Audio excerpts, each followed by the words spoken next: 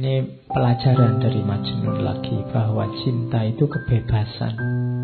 Jadi contoh paling mudah, di mana sih pembebasannya cinta itu? Majnun tidak lagi terikat oleh apapun selain cintanya.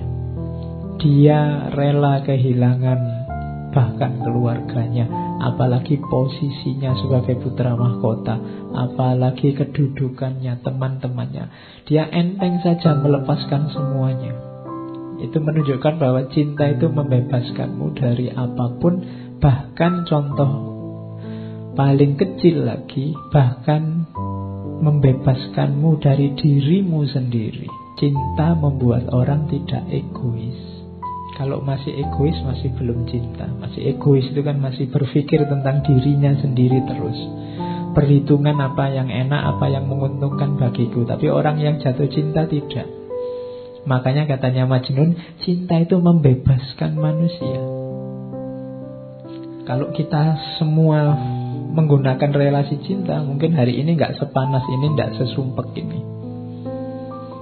Kampanye itu mungkin juga nggak panas kalau saling mencintai. Mungkin yang satu bilang, ya kalau beliau mau jadi presiden, ya monggo saya persilahkan. Nanti yang satunya bilang, jangan gitu, saya ndak enak. Sampean juga ndak apa-apa, silahkan jadi presiden. Yo, bayangkan loh kalau yang kampanye kayak gitu kan enak, kita bisa ketawa-ketawa bareng.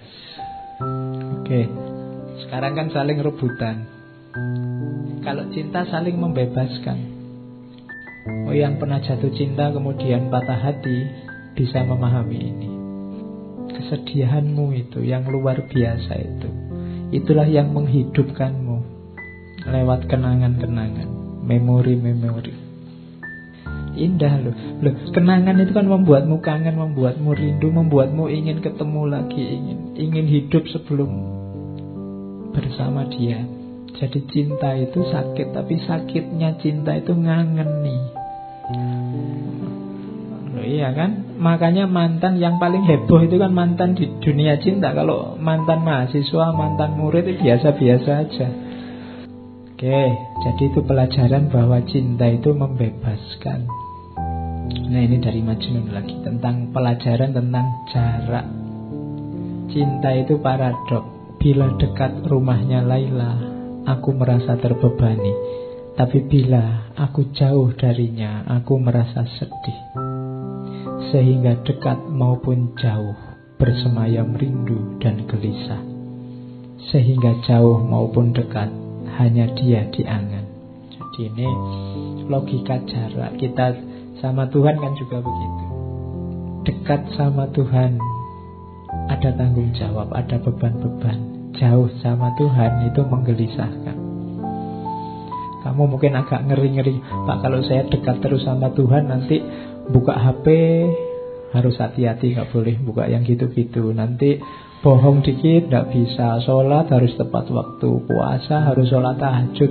Kok rasanya berat ya Pak? Dekat dengan Allah, dekat denganmu, membebani. Tapi jauh itu menggelisahkan. Waduh, kok jauh ya dari Allah, nanti jangan-jangan dapat murkanya, jangan-jangan dia Allah tidak berkenan, tidak ridho. Itu paradoknya cinta. Dekat sama yang kamu cintai, itu kan kamu merasa terbebani. Aku harus membuat dia bahagia, aku harus membuat dia nyaman, jangan sampai dia tidak berkenan. Lebih sumpek. Tapi jauh, lebih sumpek lagi kalau jauh. Biayanya lebih banyak, menghabiskan kuota, pulsa. Belum lagi marah-marahan, saling curiga. Sini ngomong maksudnya untuk menghibur, sana membacanya dianggap marah-marah.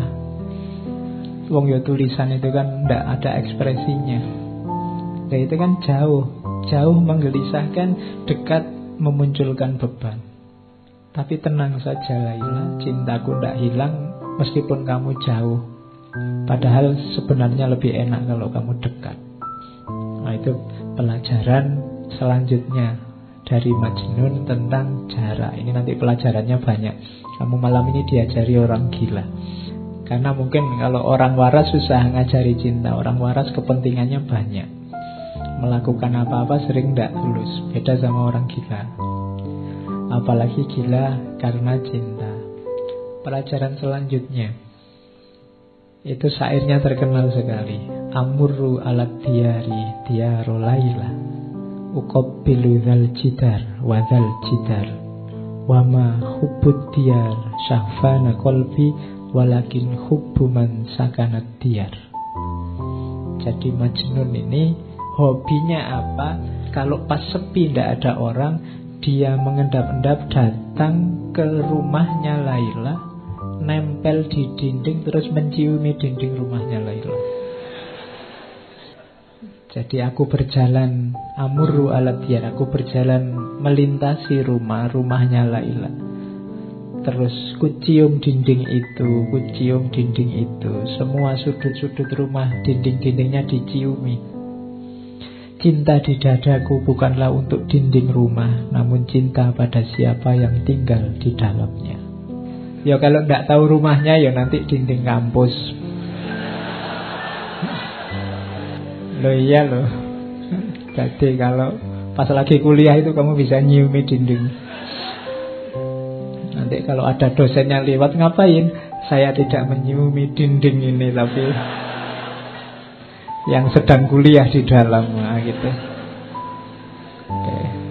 Ya. Jadi apa? Ini pelajaran dari Nizami.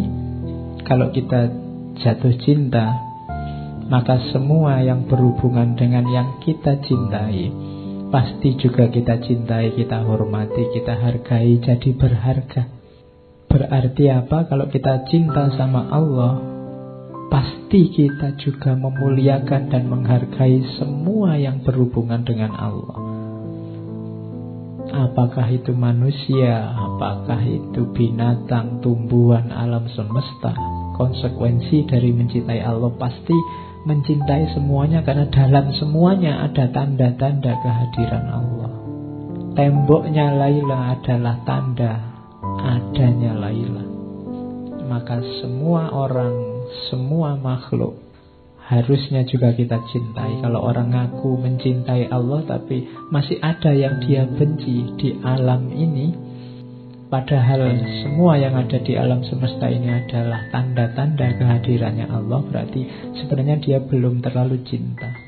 Jadi cinta pasti tidak menyisakan kebencian apapun. Kalau itu cinta pada Allah, tidak mungkin kita ada benci pada apapun yang bukan Allah.